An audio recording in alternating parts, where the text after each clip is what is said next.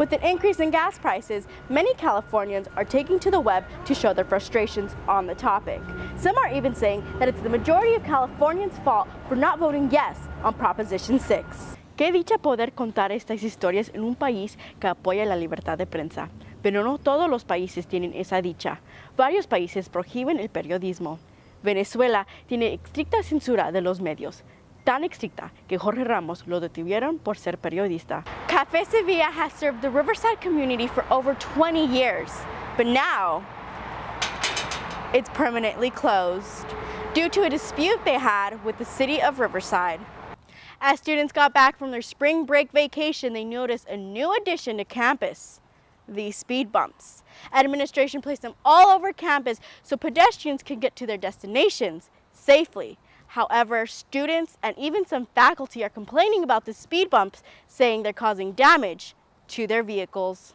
An underground gang hideout and a shooting range may sound like something from the episode Narcos, but it's actually something that happened here in this neighborhood. Stay tuned to find out more. La inmigración ha sido y continúa a ser un tema controversial. Gracias a los demócratas y los republicanos, este tema ha sido polarizado. Pero, ¿es este tema humanitario o político? Es humanitario, nuestra labor es humanitario. Tuve el honor de recibir el Premio Nacional de Derechos Humanos de México en 2009 y porque saben que la labor que hacemos nosotros es totalmente humanitaria. California Baptist University's baseball very own closer Matt Mogollon, a 5-year graduate transfer and business administration major, has been a great asset to the team so far this season. Contributing to 5 saves in 16 appearances, Mogollon has earned a run average of 2.65 with a total of 41 strikeouts in 34 innings pitched. Mogollon's career has been unlike any other. He did not start his career as a CBU Lancer, but rather as a Panther at Chapman University. Nonetheless, he still calls the baseball field his home. So I committed to Chapman because it was a perfect fit for me out of high school. It was a strong program with a great coaching staff, a good academic environment, and a kind of a winning history. And I wanted to do my part, and I was bought in. I just wanted to be a part of that program. While Mogollon started his career pitching in the collegiate level, he did not start off as a closer, whose job is to finish the ball game. Head coach Gary Adcock explains why his decision to switch Mogollon from starting pitcher to closer. I think if you're talking about the last couple outs in the game, you want a guy that's in control. You want a guy that's not too high, not too low.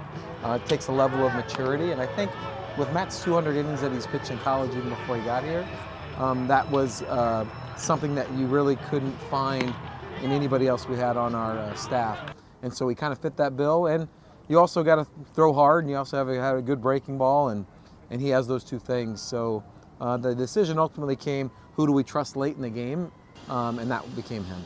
He's been really low maintenance and just gone about his business and kind of solidified a role for us coming in games late when the game's kind of in jeopardy, and with a calmness and a presence that really has been helpful late in games.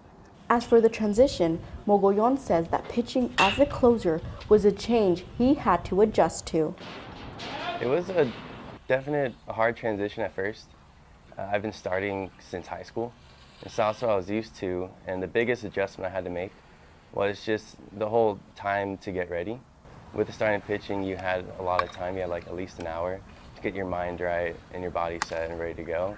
And then with relieving and closing, you had to be ready on the hop. So that was the hardest thing to get used to. Nonetheless, he says, baseball is the same game wherever you go. You got to throw first pitch strikes, you got to throw strikes, you got to hit the ball, you got to get on base, and you got to make the defensive plays.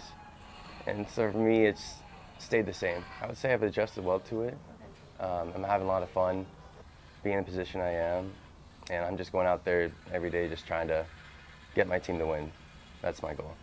Mogollon would like to further his career as a pitcher or join a front office organization for Major League Baseball.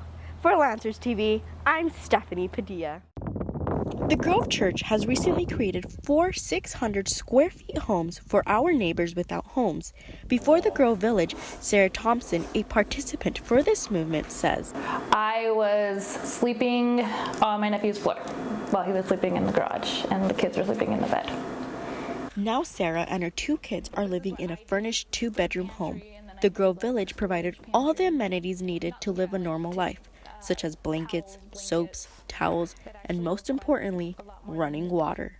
Not having a place was being used to try to keep the kids from me or to take them, saying that I didn't have a stable home. They now have like a stable home. My 10-year-old tells me all the time how much he appreciates just having routine again, having normalcy again. My 4-year-old, she just has her own little space. Pastor Andy Chibo explains where the incentive came to create Grove Village. This initiative started many years ago with our mayor giving a challenge to all the faith-based organizations to take on one homeless family and try to help them out and get them off the street as much as we can. And that's exactly what the Grove Church did, but instead of providing only one family homes, they provided 4. Now we sat down with Mayor Rusty Bailey and he explained to us a little bit more about this initiative. Yeah, so Love Your Neighbor is a faith-based initiative to find a way to end homelessness. Homelessness is an issue that continues to grow in California and Riverside. Numbers, I do believe, are increasing because of the downward pressure that's caused by our housing crisis, the prices in the state, the lack of wage growth as well. Mayor Rusty Bailey continues to call on the help of faith-based organizations to alleviate the problem of homelessness and help individuals like Sarah Thompson. In Riverside, I'm Stephanie Padilla. Back to you in the studio. Eso concluye el segmento de Lancers Noticias. Muchas gracias por acompañarnos. Yo soy Stephanie Padilla.